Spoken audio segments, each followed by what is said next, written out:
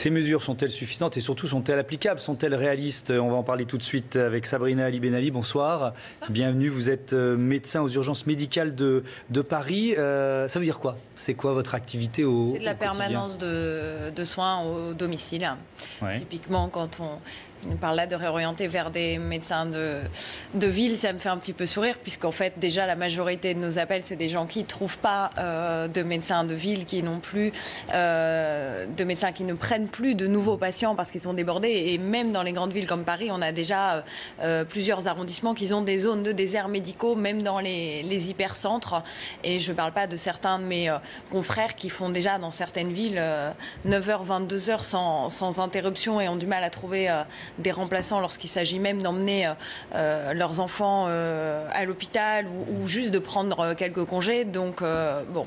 Quand vous entendez justement les mesures, ce ne sont pas les premières annoncées par Agnès Buzyn, vous vous dites quoi dans cette crise des urgences? On n'a pas pris la mesure, ce gouvernement a quoi, toujours un train de retard ou un métro de retard pour parler parisien? Alors moi je pense pas qu'ils aient du retard, je pense qu'on nous en fume, tout simplement. Ça fait des années qu'on est là et qu'on le dit. Ça fait des années qu'on le dit. On n'est pas les seuls à le dire. Je veux dire, le président de la Fédération hospitalière de France le dit. Le ministère n'a pas pris la mesure. C'est une violence, je trouve, qu'elle fait à tout le monde. D'abord, la question des moyens n'a pas été une seule fois abordée. Je veux dire, on a vu quand même des témoignages cet été. Vous avez des climatisations. Il y a eu des services où il faisait 39 dans la chambre. Les climatisations ne marchaient pas. Des services ont utilisé des couvertures de survie pour les mettre aux fenêtres. Dans certains services d'urgence, on met des clous au mur pour accrocher les perfusions. Les soignants de Marseille témoignent qu'ils se volent des brancards entre services parce qu'ils n'en ont plus. Et Madame Buzyn et ses équipes nous expliquent que malgré tout, la situation reste stable. Et puis qu'on va encore réorganiser et mieux coopérer, et puis des éléments de langage à n'en plus finir comme on les a depuis 20 ans, alors que la moitié du pays a ses urgences en grève.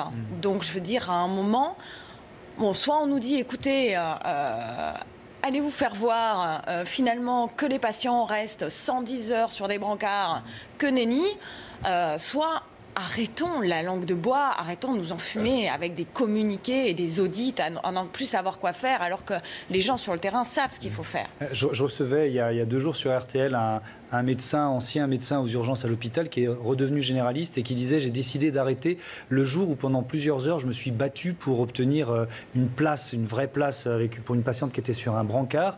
Et puis au bout de 6 ou 7 heures, j'ai reçu un coup de téléphone et on m'a annoncé qu'il y avait un lit qui se libérait à cause de la mort d'un patient. Ouais. Et il me dit: j'ai crié super. Ouais. Et là, je me suis rendu compte que c'était pas possible, quand on est médecin, de se réjouir de la mort de quelqu'un, même si c'est pour trouver un lit pour une patiente qui était en situation d'urgence.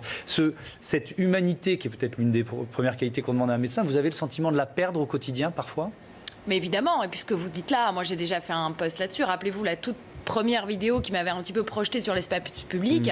À l'époque, Madame Touraine avait aussi son plan et j'avais appelé 11 hôpitaux pour essayer de transférer Madame en insuffisance cardiaque dans Paris, même les plus loin que Paris, etc. Et je ne trouvais aucun lit. Et je me rappelle aussi de garde à l'Hôtel Dieu où j'avais eu un patient que j'aurais dû mettre dans un lit et puis par chance, il faisait son bilan sanguin s'est retrouvé être horrible et comme il était diabétique, c'était dangereux, il avait un syndrome infectieux énorme ici, mais d'un seul coup, j'étais là, ah yes! Et là, vous dites, mais attendez, enfin, donc là, le gars est en train de faire un sepsis généralisé, c'est une mauvaise nouvelle, et moi, je suis contente parce que du coup, ça vaut un lit. Et nulle part, elles nous disent qu'il nous manque à tous. Il n'y a pas un mot dans ce rapport qui dit humain, qui dit chaleur, qui dit on peut parler aux gens. La toilette n'est pas qu'un truc aux gants où on frotte des gens. C'est un moment, en fait, ce qui me tue, c'est chez ces gens-là, c'est qu'ils n'ont aucun respect pour la vie. C'est des moments de vie qu'on passe là-dedans, dans l'hôpital, de peur, d'anxiété, de vulnérabilité, tant nous, moins que les patients, mais qu'on doit partager avec eux. Et ça existe nulle part. C'est quand même... ce qui est quand même angoissant, c'est que Mme Buzyn est médecin. Mais oui. C'est ce que disent beaucoup. Alors, si elle a perdu tout repère, comme vous l'indiquez...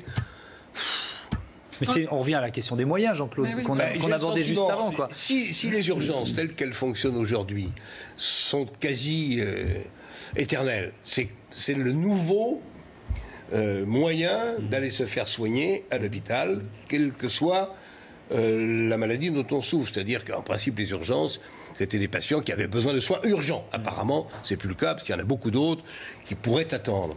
Si ce modèle-là doit perdurer, subsister, il faut effectivement augmenter les moyens. Mais apparemment, Mme Buzyn, il va au compte-gouttes et s'y refuse. Elle va essayer de désengorger l'hôpital. Clairement. Pardon, les urgences. On peut effectivement, évidemment qu'il y a toute une reconstruction à penser. La population s'est modifiée dans sa démographie, a vieilli. On ne travaille pas de la même façon. Il y a aussi beaucoup plus de femmes qui sont médecins, donc on revoit les façons de travailler. Ça, personne ne nie le fait que l'hôpital doit se réinventer. Mais pardon, je vous interromps. Est-ce qu'il n'y a pas une part de responsabilité des médecins aussi, et notamment des médecins généralistes qui refusent de prendre des gardes, qui veulent rentrer chez eux le soir à un horaire normal, etc., etc. L'engorgement des urgences, il vient aussi de là. Mais moi, je pense... Alors, aujourd'hui, les médecins généralistes que je connais sont tous bookés. Maintenant, la théorie sacrificielle du médecin qui bossait 75 heures par semaine... Ça n'existe plus. Voilà, ça n'existe plus. Et j'ai envie de dire, tant mieux pour tous les enfants qui n'ont sûrement pas vu leur papa ou leur maman pendant 20 ans, qui ont dû attendre des heures. Et on a tous vu des témoignages d'enfants qui disaient j'étais content parce que le seul moment où je me faisais une plaie, c'était le moment où, du coup, papa s'occupait de moi parce que j'étais impatient. Bon, on ne doit pas en arriver à un truc sacrificiel. Sauf que là, aujourd'hui, le problème, il n'est pas là.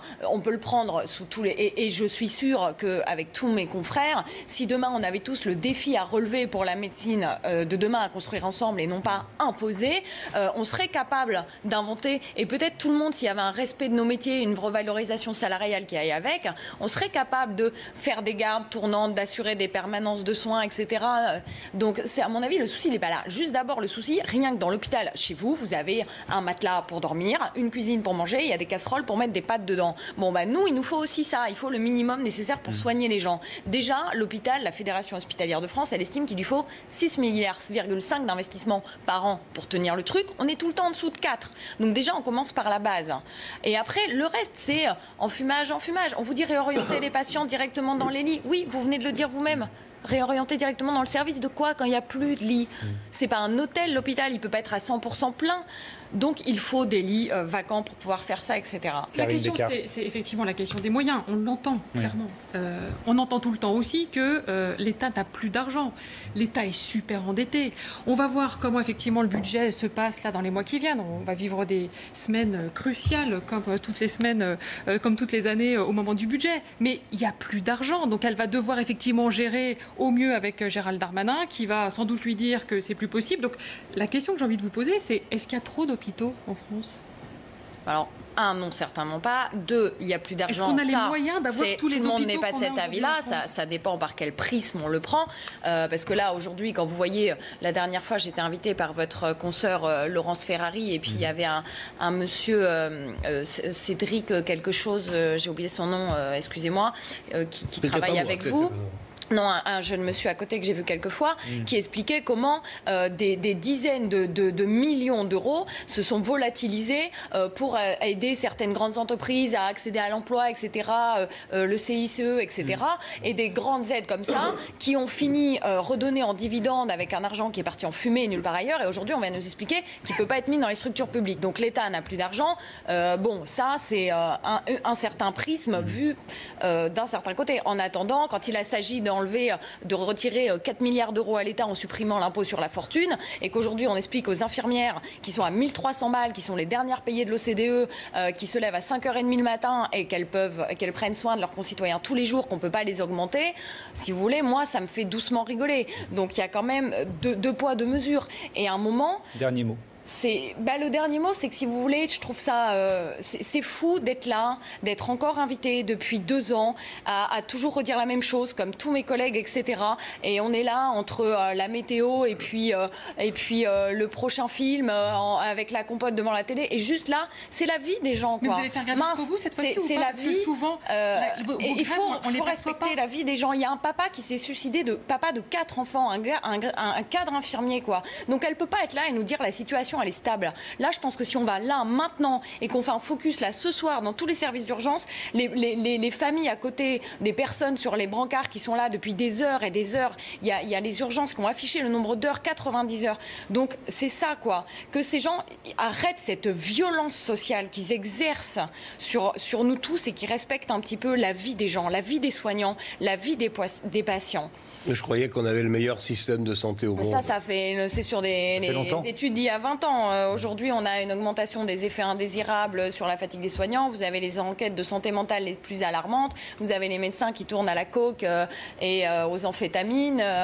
Vous avez le taux d'antidépresseurs et d'anxiolytiques très élevé, les idées suicidaires chez les internes.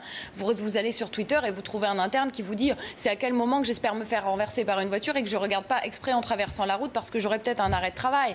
Bon, voilà, vous avez la dame qui est morte aux urgences de la Riboisière. Et c'est presque une fiction. On se dit, si on voyait tout ça, genre, il y a la moitié du pays qui est en grève, il y a des gens qui décèdent dans les couloirs. Et puis, moi, j'ai l'impression que c'est une fiction. C'est super violent et on est là en train de juste, elle fait ses rendez-vous, elle part, elle fait sa visite et son buffet. Ce mode des urgences ne peut pas perdurer, c'est pas possible. Il faut quand même bien que les gens qui n'ont rien à y faire n'y soient plus.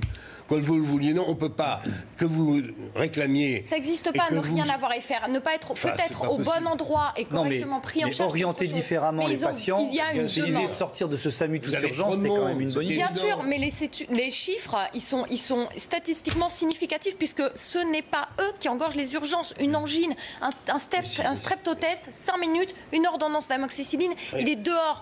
Par contre, tous les gens, la queue leu des brancards parce qu'on attend de la place dans les services. Les gens qui restent comme ça, c'est ceux-là. Merci beaucoup. Merci Sabrina Ali Benali, donc médecin aux urgences médicales de Paris. Autre titre de ce grand journal de Soir Info, Jean-Paul Delevoye, haut commissaire chargé de piloter